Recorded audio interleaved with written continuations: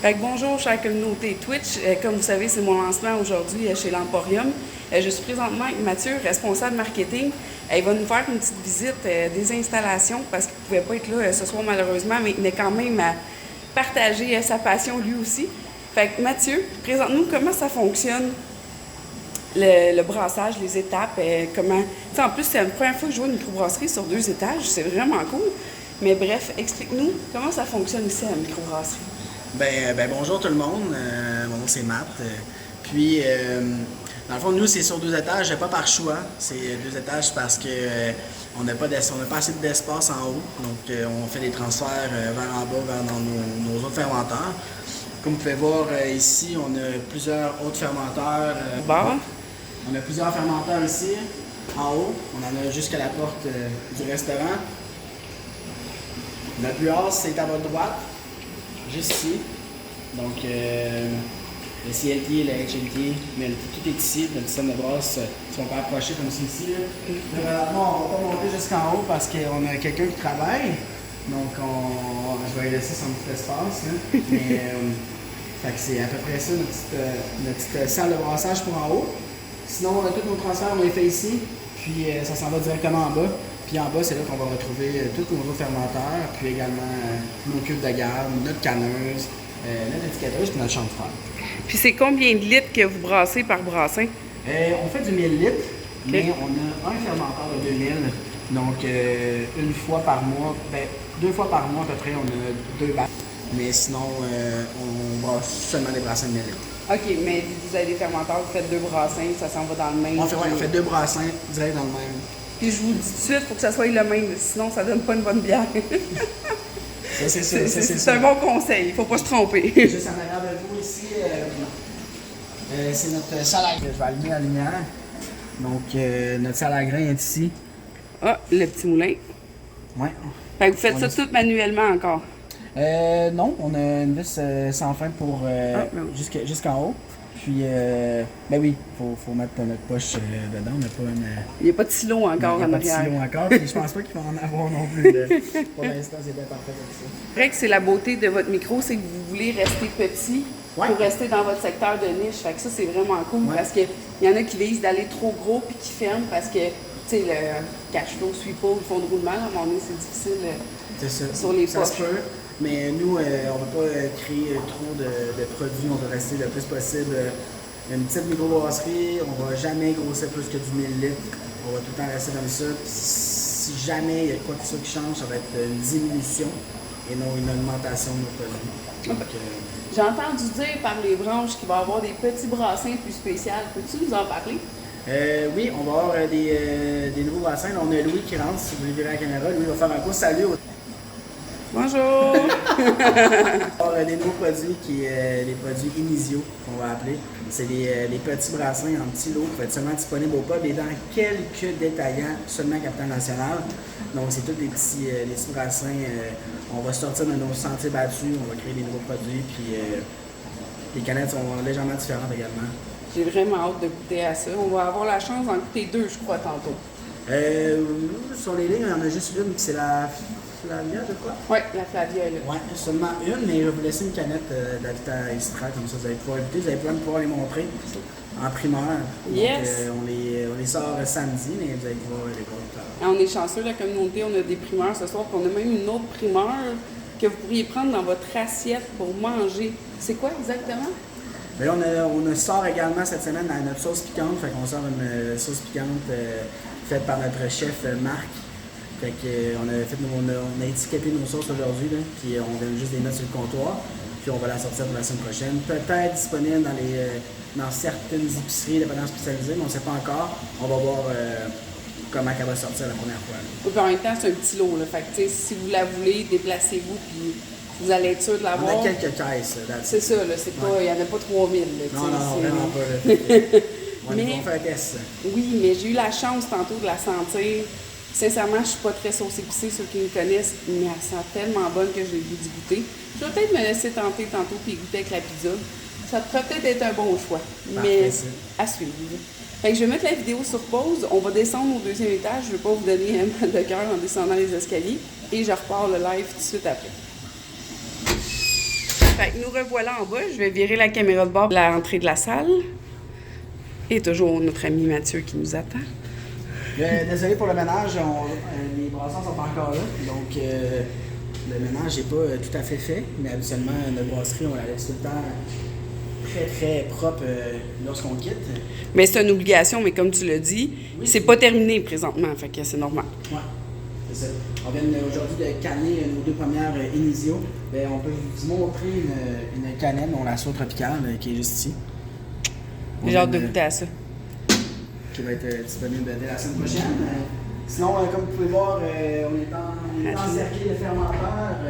Et ici, on a... J'adore. Ne pas rentrer dans l'espace clos. On n'a pas le choix, c'est nécessaire. C'est un petit peu petit. Non? Ouais, rentrez là, par exemple. Donc, ça, c'est nos cubes de garde. Puis ici, on a nos cubes également à l'horizontale pour faire nos lagers. Pourquoi l'horizontale? Ben, à l'horizontale, techniquement, ça prendrait légèrement moins de temps, étant donné que la bière est disposée. Ben, j'ai pas vraiment les vrais termes spécifiques, là, mais habituellement, toutes les lagers, ça prend légèrement moins de temps dans les cuves horizontales. Mais on la laisse le même temps quand même, pour la laisser lageriser le plus longtemps possible. Mais ça peut prendre jusqu'à... Nous, on laisse 4 semaines, 3 à 4 semaines dans nos cuves horizontales. Une fois descendre en bas. Puis une question qui me vient comme ça, je ne sais pas si tu as les connaissances pour me répondre, mais souvent on dit qu'on devrait garder nos bières dans les frigidaires debout et non à l'horizontale. Est-ce que les lagers, on devrait les mettre à l'horizontale dans notre frigo? C'est une bonne question. J'ai jamais entendu ça. Pour vrai? J'ai jamais entendu ça. Parce qu'il y a beaucoup moins d'air, tu sais, comme une canette va s'oxyder moins. Si la canette est debout, c'est couché, il y a plus grand risque d'oxydation dû oui, vraiment. au cap. Mais c'est tout à fait logique pour vrai parce que c'est le même procédé au final. Parce que ta surface qui n'a pas de bière, elle va être en contact avec. Il y a plus de surface en contact avec l'air que dans un fermenteur à la verticale. Fait que c'est peut-être un peu la même face. C'est le même procédé mais à l'envers au final. Donc, ça serait une bonne question à poser. Hein? Oui, c'est une excellente question. Si Paolo, le propriétaire brasseur, était là, je pense qu'il aurait la réponse à vous dire. Mais je pense que oui. Étant donné que la canette est sur le côté, peut-être que oui, au niveau de l'excitation, ça serait. Mais techniquement, la canette est remplie de CO2, peu importe. Il n'y a pas de headspace. Il n'y a pas de... Non, mais le bouchon, là, je m'excuse, j'ai oublié le terme, là, mais l'aluminium mince, lui, est beaucoup moins protégé que la canette qu'un enduit pour pas qu'il y ait d'oxydation. Ouais. Fait que, tu sais, dans ma tête, c'est pour ça qu'on a toujours mis les canettes debout. Mais même les bouteilles, on m'a toujours dit mettre les bouteilles de bière debout, pas coucher. Mais je vais avoir la réponse. OK, parfait. Puis si je l'ai, je vais te la texter. Puis si maintenant tu es en live, tu vas la dire. Ouais, en plein ça. Ça serait génial. Je vais avoir la vraie définition, quelle est la différence entre le fermenteur à l'horizontale et à la verticale. OK. Mais je sais qu'habituellement, c'est seulement les lagers qu'on a dans les horizontales. Parce que je vous avoue que ça fait quand même au moins 7 ans que je suis dans le milieu des microbrasseries et j'ai jamais vu de fermenteur horizontal. Ah oui, il y en a C'est la plusieurs. première fois que j'en vois. Ah, OK. Il y a quand même plusieurs microbrasseries qui ont commencé à avoir des fermenteurs à l'horizontale. Fait que vous voyez, ça a évolué depuis mon passage en microbrasserie. C'est ça qui est le fun de la beauté, hein? Ouais. C'est que tout évolue. OK, parfait. Ah, C'est ça. Fait que Mais- toutes nos bières à basse fermentation, on les met dans ces... OK. Pas seulement... Ah, juste les lagers. Lager, normalement, c'est une fermentation basse en bas de 15 degrés. Tu sais, exemple, notre Double Buck, on avait là, notre Marzen aussi. Ensuite, on a... Le Paul Box, c'est bon, ça. Ouais, la classure qui s'appelle. Sinon, j'en ai... Ouais, sinon, après, c'est une lager. OK. En arrière de vous, vous avez notre fameuse... donc, comme vous pouvez voir ici, ça part du dépalisseur. Je dis beau à tout croche, là, mais... Donc, les canettes partent d'ici. Techniquement, ça, c'est connecté à notre canneuse juste ici, mais là, présentement, ils l'ont enlevé. T'sais, imaginez-vous que la palette qui est là, noire, est à terre, puis que c'est des rangées de canettes vides dessus. Fait que là, on glisse ça ici à terre, puis là, après ça, ça prend rangée par rangée dans le haut, puis là, ça défile, puis là, normalement, il y aurait une suite ici qui reste connectée au début, ici. Puis là, ça glisserait, puis ça se ferait encanner. Je veux dire ça. Fait que vous voyez les pailles qui mettent du liquide de bière dedans. Si vous voulez me comme ça, là. Casque. C'est quasiment eux qui font tout en casque.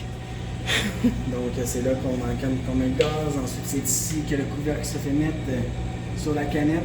On tourne ici, on s'en va visser ça va fermer le couvercle, puis ensuite on la rince au bout comme ceci, puis par la suite on amène un bois. Fait que vous avez quand même une belle chaîne de production. Puis ici, vous voyez, il y a d'autres fermenteurs.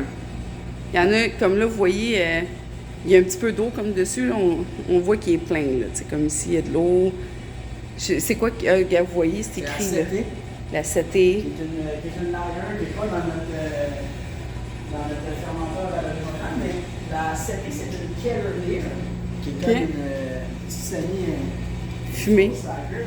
Elle est quand même à basse fermentation, mais elle n'est pas pendant 3 semaines, elle est seulement 1 semaine et demie dans le fermenteur.